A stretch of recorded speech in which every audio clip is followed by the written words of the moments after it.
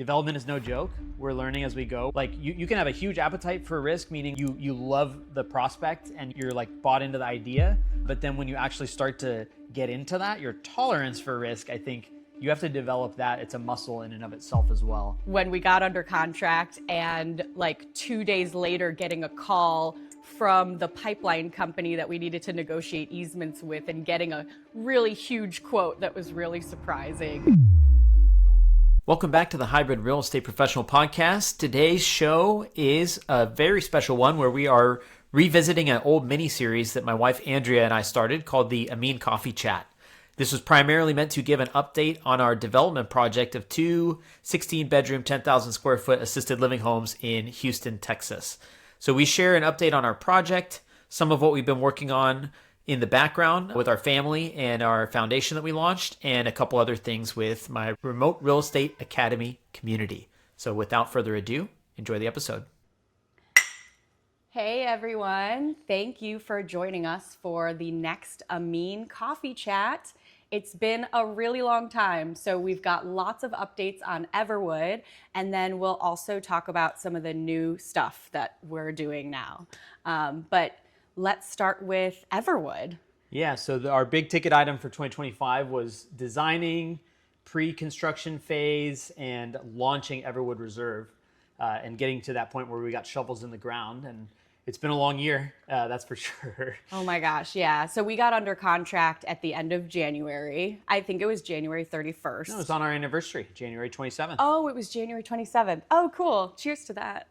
I remember like really vividly when we got under contract and like 2 days later getting a call from the pipeline company that we needed to negotiate easements with and getting a really huge quote that was really surprising. And I think it's interesting. We've come so far, but that really did set the tone kind of for the project because it's been really up and down. And there's just been like so many surprises that have come up that we never expected.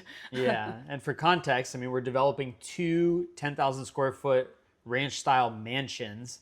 And most of the time when you think about building buildings, you focus on the building itself. But what's proven to be a much bigger impediment than we thought was the actual land, right? The land is what has all this old kind of legacy oil and gas infrastructure, which is totally common in Houston. This is not something that's unique to us. Right. This is the whole city has to kind of deal with this stuff. But as developers, we've definitely learned a lot of the minutia of how to not only deal with the pipeline companies, but there's considerations with the title company. You have to coordinate with your GC. And then the banks also have certain feelings about a lot of this stuff. And so it's development is no joke. We're learning as we go. We're earning our stripes, that's for sure. And where we are right now is the Small Business Administration did close for, I think it was 47 days while the government was shut down. And due to some of the banks' feedback that they had on us resolving these pipeline issues and doing their research, we got the results back on some testing during the shutdown, which means that we basically are completely held hostage to the SBA catching up on all their paperwork and backlog. And that's a really frustrating position to be in because it feels like you said, since January 27th, we've been working so hard to put everything in place. The whole team's ready. Everyone's got their shovels. Like we're so itching to get started, but now we're just in this kind of limbo period that's been, I know, difficult for both of us to even emotionally deal with too. Yeah, it's definitely been challenging, which is kind of why we've started channeling energy into other projects while we're kind of waiting right now.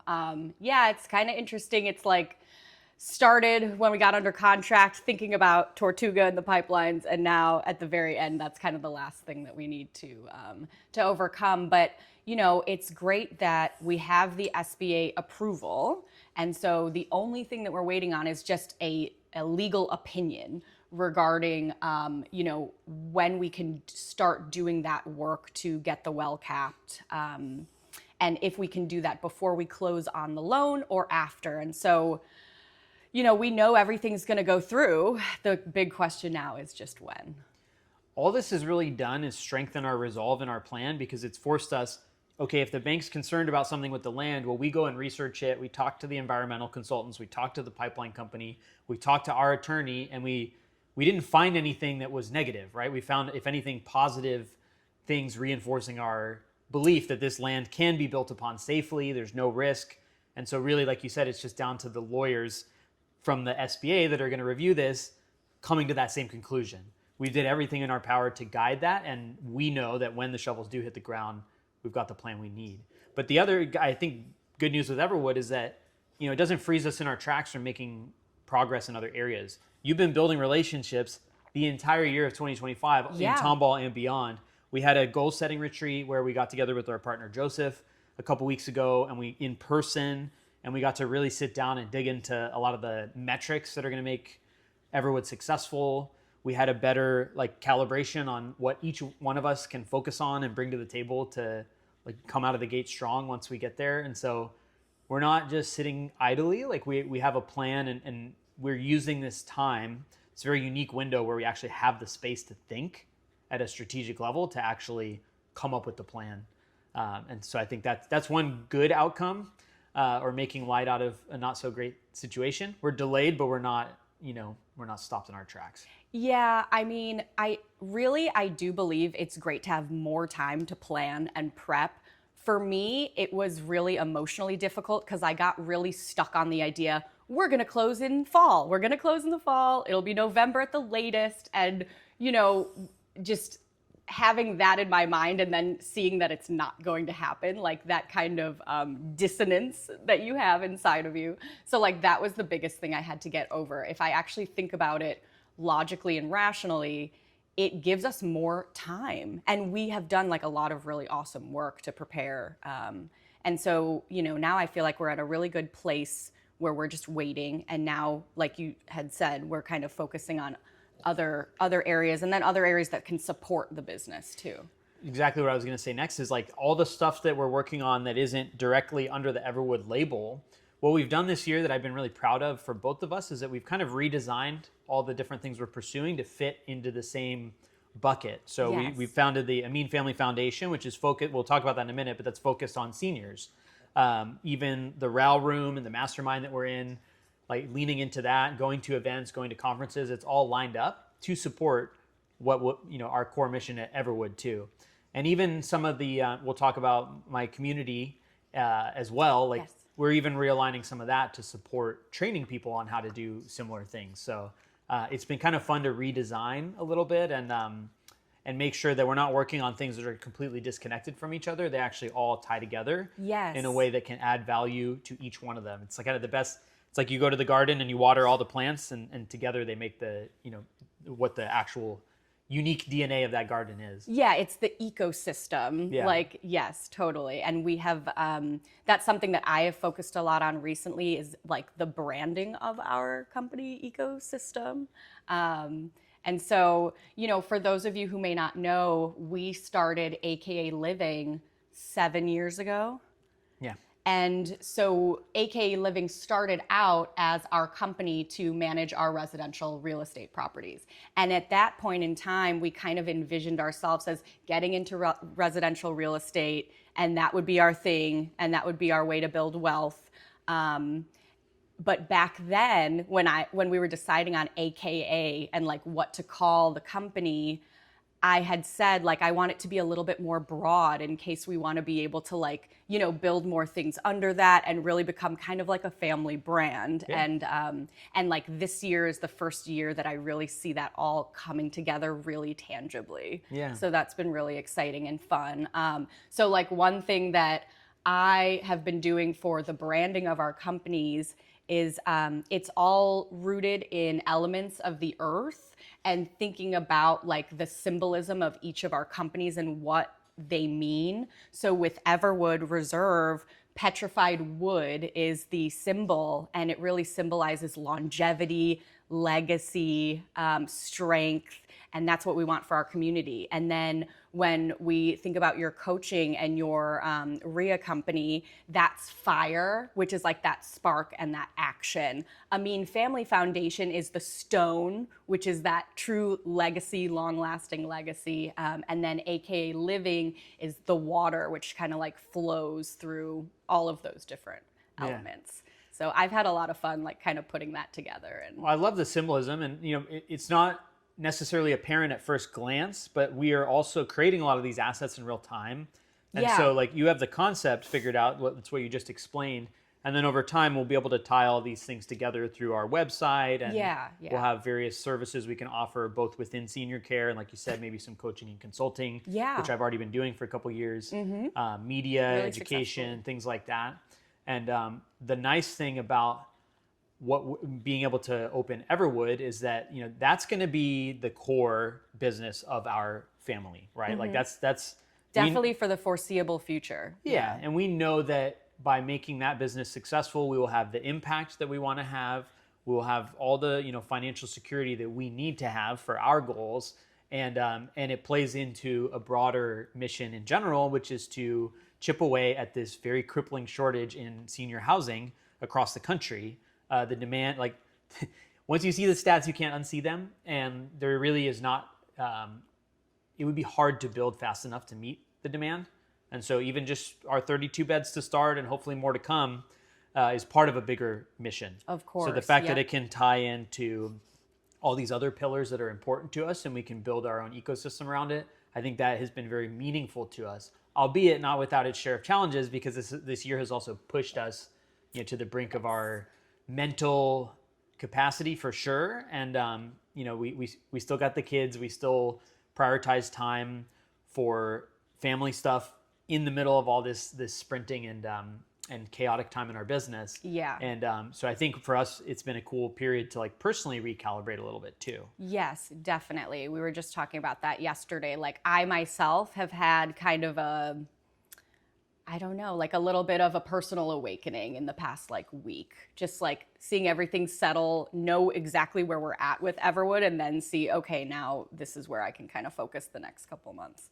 So. And our relationship with risk has completely transformed over this past, not only this year, but even the couple years before that. Yeah. It all really started when we found out we were having twins. We decided to move across the country, and we really like kind of blew up our old system and our old set of goals. When we bought our rental properties, we were on a different track. Like our financial trajectory was very different.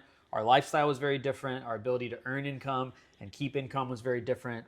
And so that whole recalibration, it not only shattered kind of our old identities, but you know the things that we're doing now to solve those problems are riskier by nature. Yeah. And our More expensive. appetite for risk increased, but your appetite and your tolerance are not necessarily tied together.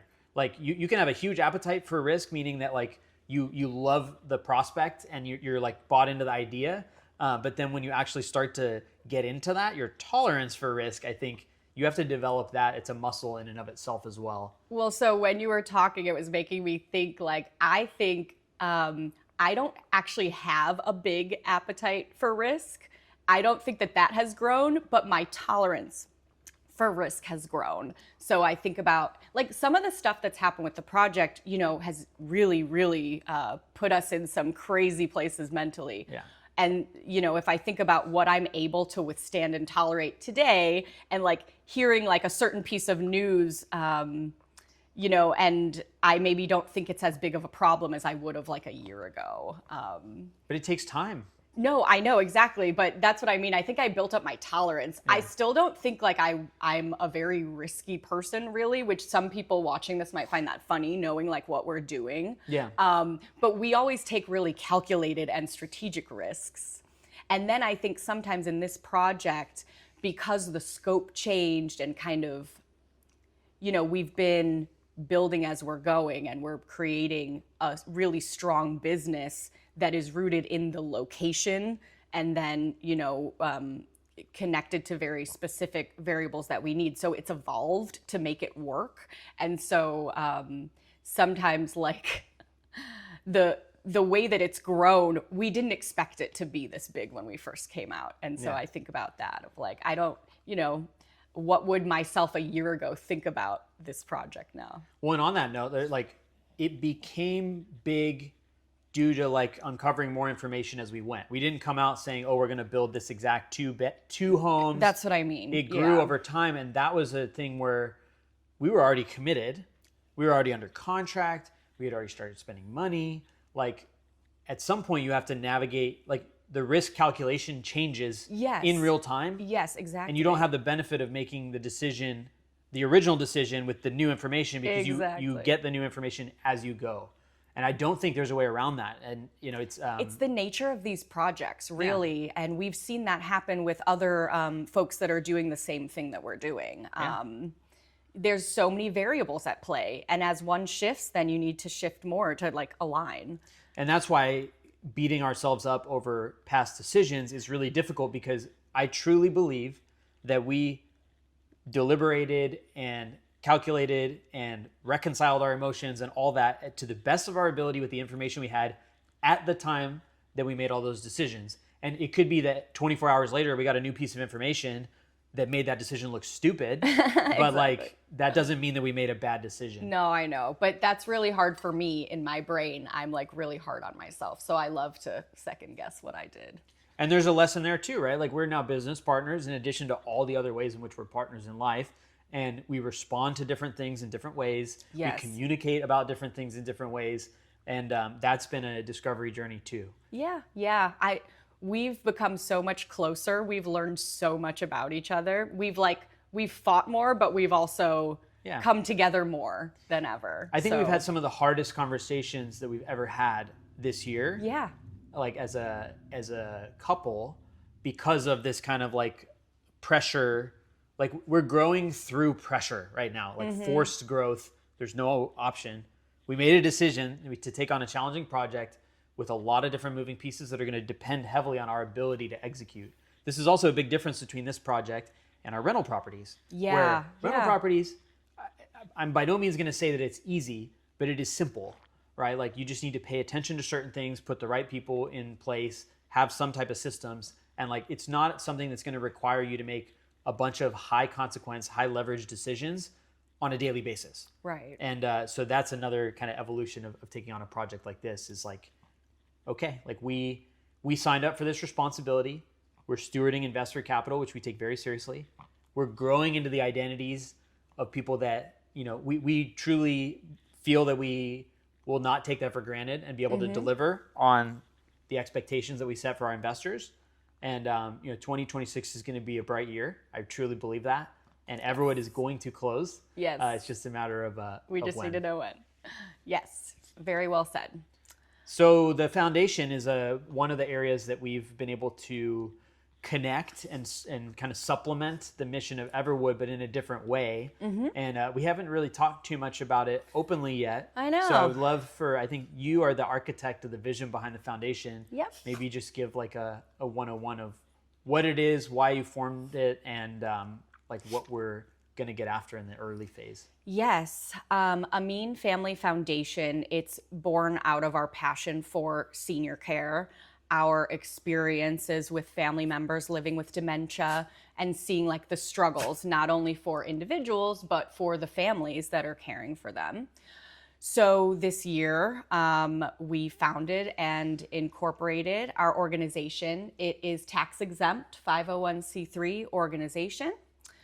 We recently started operating. So far, we have supported a couple of local partners. The entire mission is to support individuals and families that are impacted by dementia. We eventually do want to have a grant program for living expenses for memory care, but that'll take some time to build up. So as we're growing and as we're getting traction, we are supporting local community partners that are doing amazing work with seniors in the community. And then for our newest campaign, our season of giving, we're also raising dollars to grant respite care for families. And if you don't know what that is, respite care is basically like a temporary stay in assisted living or memory care, or it might be like a daycare program where loved ones who are caring for their family member at home, they can bring them and they can get like a week off, or get the day off, get 5 days off, just to give them a break because it's so taxing to care for someone with dementia. And then we'll also be gifting robotic companion animals or baby dolls for folks in memory care homes. So that's what we'll be working on. and really excited to launch this campaign. We'll be launching it today on social media. We are calling it the Reclaim Memories campaign. And what we're doing is inviting folks that know us to share stories and memories of their loved ones who lived with dementia or Alzheimer's or other memory disorders. And when we share those stories, we're reclaiming those memories, right? We're gonna make sure that they last. So folks can post on our social pages. It could be a story, it can be a picture. And for folks that do post and want to share, for those loved ones that are still with us, they can also be granted respite care or a companion animal or baby doll for their loved one if that's something that would be helpful for them. But with the Reclaim Memories campaign, we want to bring awareness to dementia, memory disorders, the impacts that it has on families and individuals. We want to be able to raise money for the cause of supporting them, and just ramp up the organization and really connect a community of folks who are concerned about folks with dementia and want to help. Yeah, no, it's a beautiful vision, and it's so connected to the reasons that we started exploring senior care, like for our core business too. And one of the main things as well is like affordability, right? Not everyone can afford a lot of services that can help deal with memory disorder. Yep. And so like you in particular finding very direct ways, like where can this money be put to the best effect? Like through different partnerships, like you said, there's different physical items that you can give, or there's even different services, like the equestrian therapy and stuff like that. And from a like donation and the mechanics of a campaign standpoint, I don't know about y'all, but like I don't much love it when I donate $5 to an organization and then I get 25 pieces of paper mail where they basically spent through my $5 in stamps, sending me stuff just to try and get me to donate $5 more. And so one of the things we did is like we're starting this from a grassroots standpoint of friends and family and people in our network that we know have had experience or this idea resonates with them. Almost everyone we've talked to since we made this pivot into senior care either has a family member themselves that has dealt with this or knows somebody very close to them that has. And it's such a prevalent thing that people are going through in society.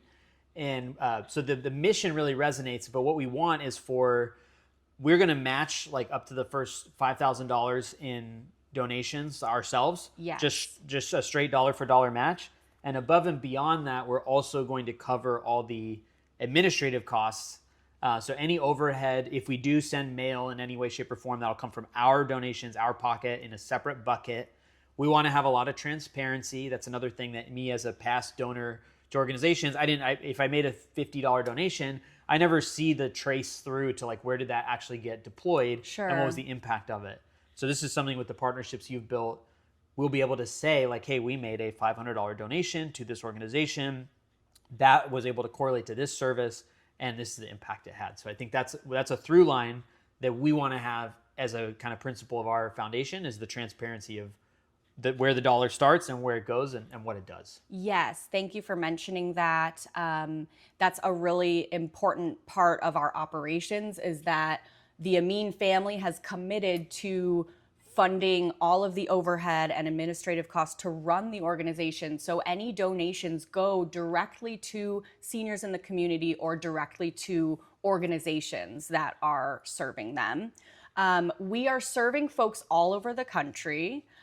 Which is really broad, but so far we've identified some partners here where we live in the Houston area, and then we have board members on the organization that live in different areas of the country. So I kind of expect that we might identify some partners maybe where our board members are located, but I also want to invite folks to go ahead and suggest organizations that might need more support if their mission is for senior care, senior support. We are open to bringing on new partners. That's really what we want to do, is steward dollars in the right places to make sure that your donation has the biggest impact that it can. I think that's where some organizations go wrong, is that donations end up going towards the actual organization operations, and that's not what it's supposed to be.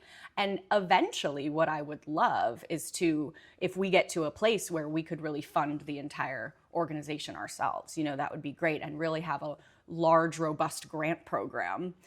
So that's kind of the goal for the future. Yeah. And there's an interesting, like, a lot of people kind of might think, like, why now when we're already in the middle of all this other stuff? And I love that we're doing it now.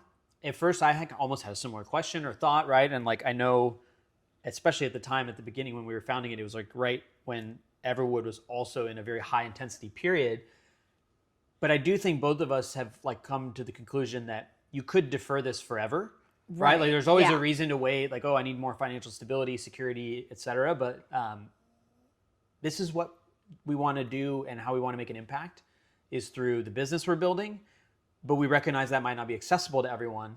So this is a very nice complement to make sure that we can. The memorial fund that the Paul Kenzer Memorial Fund will honor your father, who is ultimately, if you really think about it, he was the true inspiration for all of this stuff that we're doing. Yes. And to be able to honor his name, it's got the Ameen family, honor our family, and make an impact in a way that's meaningful to us. That doesn't have to wait.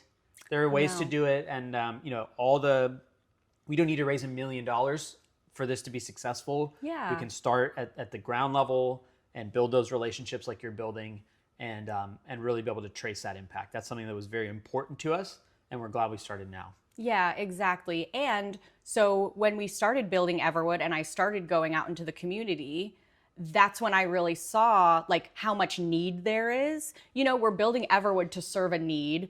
And then I go out and I see, okay, well, how can we maybe help serve this need before Everwood is built, right? There's so much that we can do right now. And so just developing the organization now to kind of get that started. And it will also help us to learn our community that we will be in, really start serving the community before we open our business. I think it's a win-win. Yeah, absolutely. Should we hit on any of the other topics, or do you think that's good for this episode? Well, I do want to talk a little bit about your coaching company and the real estate mastermind that you host. So that's what you've been working on as we've kind of been in a lull with Everwood. Yeah, I'll give the quick overview on that. So in 2023, with another business partner, Nathan Murith, I started the Remote Real Estate Academy. And at first we built a course on how to teach people to invest in rental properties anywhere in the country using your and my experience and Nathan and his family's experience of building portfolios that can be managed from thousands of miles away. So we were basically trying to reverse engineer the best practices that served us well, and also like capture all the mistakes that we made, paying the ignorance tax, so to speak, and creating a much more clear and secure path for people to buy their first rental. Mm-hmm. That's how it started. We ran it as a coaching program. First, we did a cohort. We built out a whole kind of catalog of all those common pain points and problems. And then we made it as clear a path as possible using the feedback we get from all of our students to just make it better and better. That was 2024. I spent a lot of time there. We had over 50 people come and run through the program itself. And at the time, we were doing workshops and other things to enhance the value of the community. This year, as we talked about earlier in this episode, it's been very busy. So we kind of deprioritized the community for a bit. Mm-hmm. And instead of just trying to come back and try and reboot the engine the same way it was built the first time, we recognize that also the market has shifted a little bit. The things that people are interested in are a bit different. Mm-hmm. Single family rental properties, it's a struggle right now to find good long-term rentals that pencil. And so we tried to revamp the program, and instead of making it a paid membership, we basically took the whole thing. We moved it from one platform that it was hosted on over to Skool, Skool, which is becoming an increasingly popular place for people to spend time when they want to do personal development or ongoing education, whatever it may be. So we took all the content that we made, all the workshops, all the market spotlights, and all the resources that helped people get started, and we made all of that free. And there's even a space to come and engage and ask us questions. Some people would say, well, okay, why would you do that if you were able to make money before? Why would you make it free? Well, part of it too is my bandwidth has changed. Yeah. And previously we were able to structure a little more like one-on-one coaching and exchanging time directly for that knowledge. But now we want to make that knowledge available so that people can have it and act on it. Yeah. And of course, there's still opportunities to work with us if they want.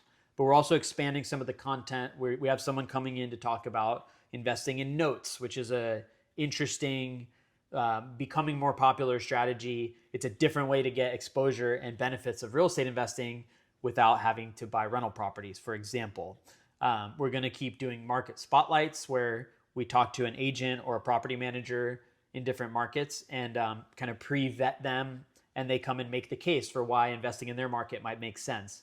We're going to do more topical workshops where we teach just kind of stuff that we've learned along the way, just showing it. And with those will be free for anybody in the community to watch, and we try and make everything actionable so that people can implement it. And if they want to retrace some of the path we took to build our rental portfolio, or even some of what you and I are doing now to kind of take that first chapter and turn it into something bigger, that's the vehicle that we revitalized, refreshed, and we're now making it free. So awesome. No, I think the move to Skool was the right thing at the right time.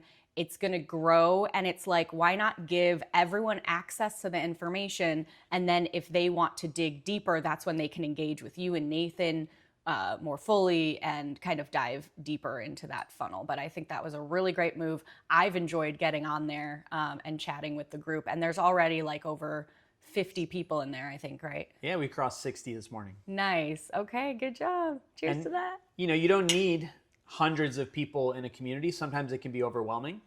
I would rather have a group of people that are, maybe they heard something that they like and something that either you and I or Nathan have said about our philosophy. We want to keep it family centric. Like we have certain core values that all of our content is delivered through that lens. Like there's non-negotiable, there's a lot of time management, and like, how do you keep your family front and center? How do you continue to fulfill your obligations with your career if you choose to stay in a W-2 role? Like, how do we make your W-2 not a villain, but like actually a hero in your story? Like, I like that. Lots of mindset and reframing and just conversations, kind of like what we're having now, but we can do it, back and forth in our free time on Skool. So if anybody's interested, I would love to have more people in there having good conversations.